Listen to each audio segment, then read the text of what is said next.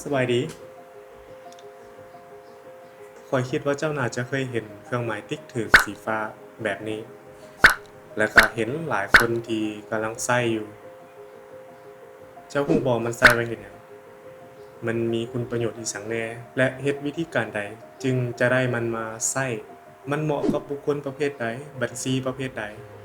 มาข้อยสิเล่าให้ฟัง ข้อยเชื่อว่าคนที่เล่นเฟซบุ๊กมาน่าจะเคยเห็นกันมาบ่หลายก็น้อยกับเครื่องหมายสีฟ้าแบบนี้ เขาเอิ้นว่า Meta Verify ก็คือมันเป็นแพ็กเกจอีกแบบหนึ่งของเฟซบุ๊กที่ให้เจ้าเสียเป็นรายเดือนสำหรับผู้ทมิตที่บ่เคยมีหรือว่าบ่เคยใช้มันจะให้ไปทดลองใช้ในราคาที่แสนถูก เพียงแต่ 0.49 เหรียญก็ประมาณ20-30 พันกีบสำหรับผู้ที่บ่เคยใช้และบ่เคยสมัครแต่ถ้าผู้ที่เคยสมัครแล้วเรตราคามันจะต่างไปจากนี้เนาะความสามารถของมันนี่ Meta Verify ก็คือ 1. มันจะยืนยันตัวตนหรือเพิ่มความน่าเชื่อถือให้กับเจ้าเพราะว่าโปรไฟล์ของเจ้าก่อนจะสมัครได้มันจะได้รับการตรวจสอบจาก Meta นี้ว่าพฤติกรรมที่ผ่านมาของเจ้ามันเป็นแนวใดโปรไฟล์ของเจ้ามันบ่มีความชัดเจนมันบ่น่าเชื่อถือมันก็จะบ่ได้นี่คือ 1. เอิ้นว่าความสามารถของมันและ 2. ป้องกันการอ้างอิงเป็นหยังคือว่าป้องกันการอ้างอิงมันจะไล่กวดสอบผู้ที่เอารูปเจ้าไปใช้เอาชื่อเจ้าไปแอบอ้างหรือมีชื่อมีรูปคล้ายๆแบบเดียวกับเจ้าถ้าบ่แม่นเจ้ามันจะถามและมันจะลบให้ทันทีความสามารถตัวที่ 3 ของมันก็คือการได้รับการสนับสนุนที่หลายขึ้นแม่นหยังการสนับสนุนที่หลายขึ้นบ่ต่างหยังกับการที่เจ้ามีแอดมินเฟซบุ๊กตอบเจ้าในเวลาที่เจ้ามีปัญหา24ชั่วโมงคล้ายๆกับว่าถ้าเจ้ามีปัญหาเนาะคือกับเฟซบุ๊กของข้อยแต่ก่อนโปรไฟล์ของข้อยติดเหลืองย้อนว่าข้อยได้เอาเพลงที่ติดลิขสิทธิ์ลงในเฟซบุ๊กโดยที่ข้อยบ่รู้ตัวหลังจากที่ข้อยสมัครข้อยก็ได้รายงานปัญหานี้ให้กับแอดมินของเฟซบุ๊กนี่รับทราบภายในมื้อเดียวเขาเคลียร์ให้เขาจัดการให้ใช้เวลาบ่เหิงเนาะลมเขาแชตหาเขาส่วนหลายมันจะเป็นเอิ้นว่าภาษาไทยเขาจะล้มแบบว่าเป็นกันเองนะช่วยเหลือเจ้าทุกอย่างแอดมินและความสามารถตัวที่ 4เนาะเป็นการเพิ่มรูปภาพใส่กับลิงก์หน้าโปรไฟล์ของเจ้าโปรไฟล์ของเจ้ามันจะมีบอนเพิ่มลิงก์เนาะถ้าหากเป็นบุคคลทั่วไปจะบ่สามารถเพิ่มรูปเข้าใส่ลิงก์ได้อันนี้มันจะเป็นเอิ้นว่าสิทธิพิเศษหนึ่งที่แตกต่างจากโปรไฟล์ทั่วไปแต่ว่าของ Meta Verify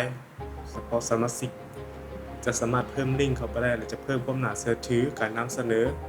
บ่ว่าจะเป็นบริษัทของเจ้าเพจของเจ้าหรือว่าสิ่งที่เจ้าอยากจะนำเสนอให้มีความน่าเชื่อถือและน่าสนใจหลายขึ้นและความสามารถตัวที่ 5 ของมันก็คือสติกเกอร์แบบพิเศษเป็นหยังคือว่าสติกเกอร์แบบพิเศษสติกเกอร์นี่จะมีเฉพาะผู้ที่ได้สมัครแพ็กเกจรายเดือนของ Meta Verify นี่ล่ะจะบ่มีผู้ใดมีคือเจ้านั่นก็คือ3สติกเกอร์นี้เจ้าไปเม่นกวนหมู่เจ้าไปเฮ็ดในสิ่งที่แตกต่างในสิ่งที่หมู่บ่มีอันนั้นคือว่าเจ้านี่พิเศษและอันสุดท้ายแต่ก็บ่ท้ายสุดเนาะสิทธิ์การเข้าถึงการทดลองใช้ก็คือถ้ามันมีโปรแกรมหรือโปรเจกต์ใหม่ๆเอาลงบ่ว่าจะเป็นฟิลเตอร์ AI อิหยังต่างๆของ Meta เจ้าจะได้ทดลองใช้ก่อนบัญชีทั่วไปบัญชีทั่วไปเนี่ยอาจจะใช้เวลา1เดือนหรือ2เดือนหรืออาจจะหลายกว่านั้นกว่าจะได้นำใช้และอันสุดท้ายก็คือโปรไฟล์ของเจ้าจะได้รับการนำเสนอจากเฟซบุ๊กจะสังเกตบ่เวลาที่เจ้าเลื่อนเฟซไปจะเห็นบุคคลที่มีเครื่องหมายแบบนี้ขึ้นมาในหน้าฟีดของเจ้านั่นแหละก็คือการนำเสนอโปรไฟล์ของ Meta Verify ให้บุคคลอื่นที่บ่แม่นหมู่ของเจ้าหรือบ่รู้จักของเจ้าได้รู้จักโปรไฟล์ของเจ้าได้หลายขึ้นข้อยคิดว่าการสมัคร Meta Verify นี่มันเหมาะกับคนที่กำลังสร้างตัวตนและก็สร้างความน่าเชื่อถือบ่ว่าจะเป็นเพจขายเครื่องออนไลน์หรือบุคคลที่กำลังสร้างตัวตน อยู่ในตอนนี้ และวิธีการสมัครก็บ่ยุ่งยากเนาะเพียงแต่ใส่บัตร Mastercard เข้าไปขีด3ขีดอยู่หน้าโปรไฟล์ใน Facebook เลื่อนลงมาท้ายสุด มันจะเขียนใส่ว่า Meta Verify และมีเครื่องหมายติ๊กถูกกดเข้าไปแล้วเฮ็ดตามขั้นตอนของมัน หลังจากผ่านหมดแล้ว เจ้าจะได้สัญลักษณ์ติ๊กถูกสีฟ้านี่มาข้อยหวังว่าคลิปนี้จะเป็นประโยชน์บ่หลายก็น้อย ถ้าหากเจ้ามัก เจ้าถูกใจ กดติดตาม กด Subscribe ข้อยไว้ และข้อยจะเอาข้อมูลดีๆ แบบนี้มาฝากเจ้าอีก